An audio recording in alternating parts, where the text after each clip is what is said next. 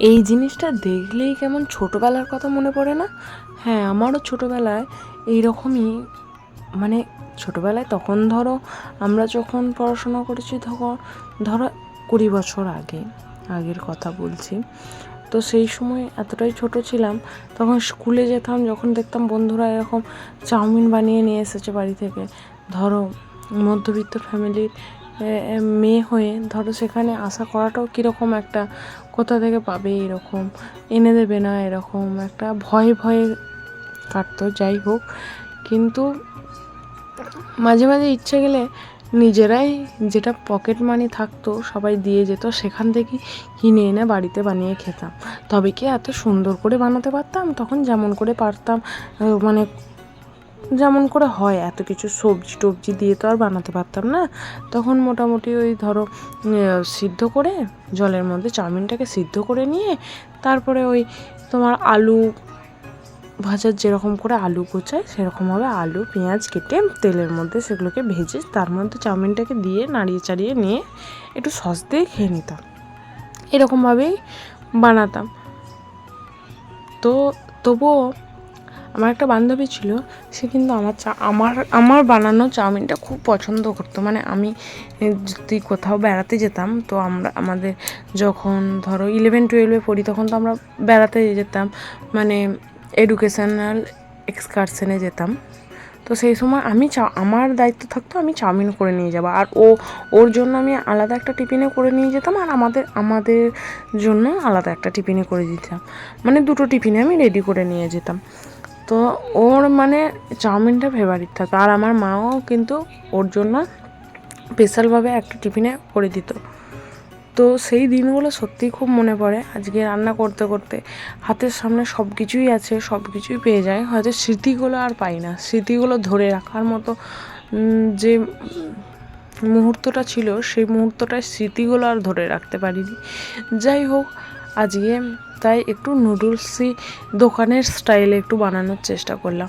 ঘরোয়া স্টাইলে তো আমরা অনেক খেয়েছি ওই আলু আর পেঁয়াজ দিয়ে, এরপর আজকে একটু সবজি দিয়ে বানানোর চেষ্টা করলাম। তো প্রথমে নুডলসগুলোকে আমি একটু গরম জলের মধ্যে একটু সেদ্ধ করে নিয়েছিলাম, মানে ওই 70% মতো সেদ্ধ করে নিয়েছিলাম। তারপরে দেখো কড়াইয়ের মধ্যে তেলটা গরম করে, আর নুডলসটার মধ্যে আমি একটু ঠান্ডা জল দিয়ে ভালো করে ধুয়ে একটু সাদা তেল বুলিয়ে রেখেছিলাম। আর এইদিকে কড়াই গরম করে তার মধ্যে কুচুনো 4-5টা রসুন কুচিয়ে আমি দিয়েছিলাম, তার মধ্যে আবার দিয়ে দিয়েছিলাম কাঁচা লঙ্কা কুচি, অনেকগুলো কাঁচা লঙ্কা দিয়েছিলাম, আমরা ঝাল খেতে ভালোবাসি, তো তার জন্য কাঁচা লঙ্কাটা অনেকগুলো দিয়েছিলাম। তোমরা যে যেরকম ঝাল খেতে ভালোবাসো সেরকমই কাঁচা লঙ্কাটা দেবে। আর এই কাঁচা লঙ্কাটা ধরো আমরা তো গ্রাম সাইডে থাকি, মোটামুটি সবই গাছেরই, প্রায় লঙ্কা গাছেরই লঙ্কা, তাহলে এতগুলো মা বললো কি লঙ্কাগুলো সেরকম ঝাল নেই, তো একটু ঝাল ঝাল বেশ খেতে ভালোও লাগে। তো আমি বললাম দাও, তাই দিয়ে দিই। তারপরে গাজরগুলো দিয়ে দিলাম, লম্বা লম্বা করে কেটে রেখেছিলাম গাজরগুলো। ছোট ছোট করে না কাটাই ভালো, তাহলে তো আর গাজর দেখাই যাবে না, ওই জন্য ক্যাপসিকাম, তারপরে পেঁয়াজ গাজর সব লম্বা লম্বা করে কেটেছিলাম। তাই তেলের মধ্যে একটুখানি ভেজে নিলাম, ভেজে নেওয়ার পরে ওর মধ্যে আমি দিয়ে দিয়েছিলাম গোলমরিচের গুঁড়ো। আর গোলমরিচের গুঁড়োটা না কিন্তু অনেকটা টেস্ট নিয়ে চলে আসে আর কি, টেস্টটা বাড়ায়, আর ঝালটাও তো বাড়ায় তো বটেই। তো তার জন্য আমি গোলমরিচের গুঁড়োটা পরিমাণ মতো দিয়ে দিলাম। একটু ঝাল খেতে যারা পছন্দ করো তারা একটু গোলমরিচের গুঁড়োটা ভালো করে দেবে, মানে পরিমাণ মতো হিসাব মতো দেবে দেখে। আর যারা ঝাল খেতে পছন্দ করে না তারা অল্প করেই দেবে। আর এর মধ্যে আমি দিয়ে দিয়েছিলাম ম্যাগি মশলা। ম্যাগি মশলাটা যদি নাও থাকে তাহলে তোমরা স্কিপ করতে পারো, তাতেও কোনো অসুবিধা নেই। তারপরে একটু পরিমাণ মতো নুন দিয়ে দিয়েছিলাম। নুনটা সবজিটা ভাজা হয়ে যাওয়ার পরে দেবে, প্রথমেই নুনটা দিয়ে দিলে ওগুলো আরও হয়ে যাবে, আরও অনেকটা হয়ে যাবে, সবজিগুলো চুপসা পাড়া হয়ে যাবে। ওই জন্যই আমি একটু শেষে দিই, তারপরেই নুডলসগুলো দিয়ে দিয়েছিলাম। তারপরে নুডলসটা দিয়ে কি নাড়াচাড়া করতে হবে, কি বলো তো, দোকানে তো বড় তাওয়ার মধ্যে দুটো খুন্তি দিয়ে এক করে কীরকমভাবে করে দেয় আর কি, কিন্তু আমাদের তো আর অত বড় তাওয়া নেই। তাহলে বড় পাড়া কড়াইয়ের মধ্যে এক কড়াই চাউমিন বসিয়ে দিয়ে আর খুন্তির সাহায্যে নাড়তে হয়, এটাই করতে হয়। তারপরে দিয়ে দিয়েছিলাম সয়া সস দেওয়ার পরে তেলের পরিমাণটা নিজেরা বুঝে দেবেন, কেন কি তেলটা তো সবসময় বেশি খাওয়াটাও তো শরীরের পক্ষে ভালো নয়। তার জন্য আমি অল্প পরিমাণ তেল দিয়েই আমি করার চেষ্টা করেছি। তারপর সয়া সসটা দিয়ে ভালো করে নাড়িয়ে চাড়িয়ে নিয়ে তারপর টমেটো সসটা দিয়ে দিয়েছিলাম।